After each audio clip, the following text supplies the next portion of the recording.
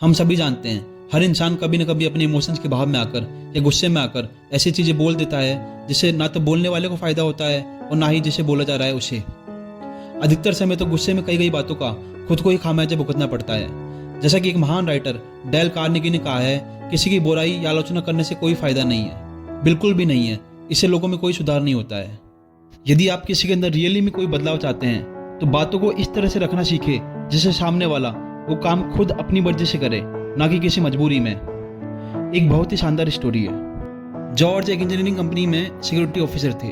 Mainly उनका यही काम था कि ये बात सुनिश्चित करे कि सभी स्टाफ मेंबर्स अपने हेलमेट को लेकर सीरियस है कि नहीं। पहले वह जब भी देखते कि किसी कर्मचारी ने हेलमेट नहीं लगाया है तो वे उस पर बरस पड़ते थे। नतीजा ये हुआ कि मजबूरी में स्टाफ मेंबर्स उनके सामने हेलमेट पहन तो लेते थे, लेकिन उनके जाते ही हेलमेट तुरंत उतार देते थे। फिर जॉर्ज ने एक नई तरकीब सोची।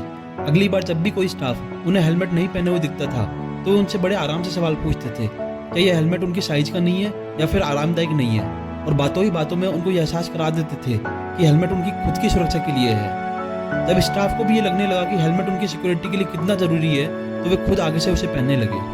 अब ना तो जॉर्ज को उन पर बरसने की जरूरत पड़ी और ना ही उनके प्रति किसी भी स्टाफ के मन में जरा से भी खटास थी। जैसा कि आपने देखा कि मात्र बोलने का तरीका बदल देने से चीज़ें कितनी ज़्यादा बदल जाती है।